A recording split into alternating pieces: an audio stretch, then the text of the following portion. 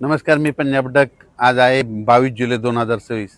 आजपासून परत एकदा राज्यातल्या शेतकऱ्याला अंदाज देणार आहे. कारण की राज्य शेतकऱ्याला सांगू इच्छितो की काही काही भागामध्ये अतिमुसळधार पाऊस पडणार आहे, काही ठिकाणी अतिवृष्टी होणार आहे. म्हणून अंदाज देण्यासाठी खास करून अंदाज देणार आहे. तर आज आहे 22 जुलै 2026. सर्वप्रथम आपण उत्तर महाराष्ट्राकडे वळू. कारण की उत्तर महाराष्ट्राकडे इकडं त्र्यंबकेश्वर, दिंडोरी, वणीची देवी, त्यानंतर सुरत, त्याच्यानंतर मुंबई, नाशिक, त्याच्यानंतर मालेगाव, जळगाव, नंदुरबार, धुळे, जळगाव, चाळीसगाव ह्या पट्ट्यामध्ये काय होणार आहे 22 तारखेपासून, म्हणजे आज 22 ते 26च्या दरम्यान काही काही ठिकाणी मुसळधार पाऊस पडणार आहे.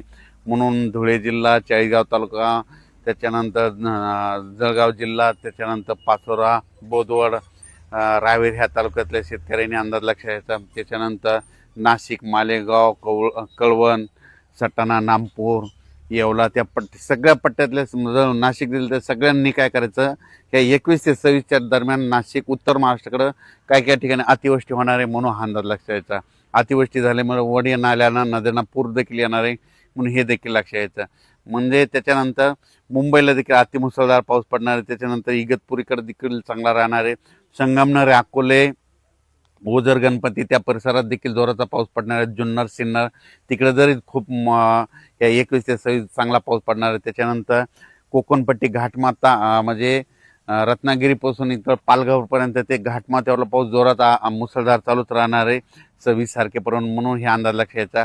पुण्याकडे देखील खूप पाऊस पडणार आहे. पुण्याच्या पश्चिम भागाकडं खडकवासला धरण क्षेत्रामध्ये, लाभ क्षेत्रामध्ये तिकडे देखील पाऊस पडणार आहे. म्हणून एखाद्या खडकवासला धरणातलं पाणी देखील सुटू शकतं. म्हणून सतर्क राहण्याची गरज आहे. नदीकाठच्या शेतकऱ्यांना आपण आपल्या मोटर काढण्याची तयारी ठेवावी.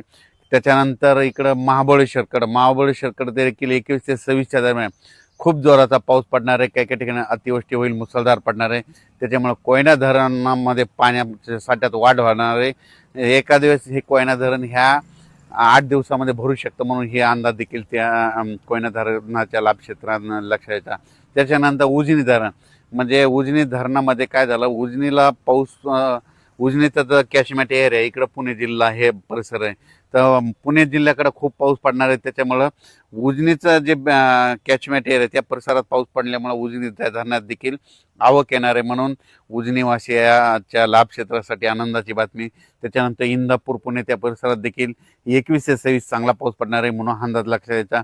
अहिल्यानगर जिल्ह्यामध्ये 22 तारखेपासून ते 26 जुलैपर्यंत चांगला पाऊस पडणार आहे. म्हणून अहिल्यानगरच्या सर्व शेतकऱ्यांना अंदाज लक्षात ह्या पावसामध्ये कोणताही भाग वंचित राहणार नाही अहिल्यानगर जिल्ह्यातला. म्हणून त्यांनी हे अंदाज लक्षात घ्यायचा. पुणे जिल्ह्यात देखील कोणताही भाग वंचित राहणार नाही. म्हणून हे देखील अंदाज लक्षात घ्यायचा. त्याच्यानंतर सोलापूर जिल्ह्यामध्ये 26 तारखेपर्यंत पाऊस पडणार आहे, चांगला पडणार आहे. इकडं जसं अतिवृष्टी तितका नाही पडणार, पण तुमच्या इकडे पिकाला लागेल तसा पडणार आहे.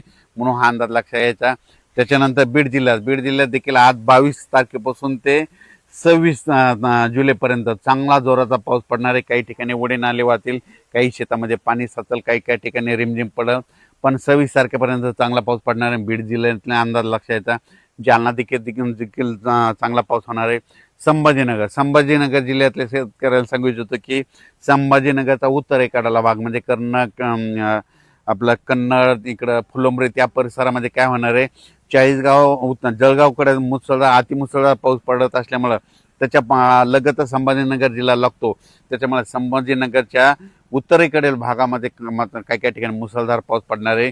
छोटे छोटे जे तळे असतील त्याच्यात देखील पाणी येणार आहे. म्हणून हा अंदाज त्या संभाजीनगरच्या सर्व जिल्ह्यातल्या शेतकऱ्यांनी लक्षात घ्यायचा. पैठण, इकडं कोपरगाव, राहता, शिर्डी ह्या परिसरात बी चांगला पाऊस पडणार आहे. म्हणजे त्यांच्यासाठी आनंदाची बातमी.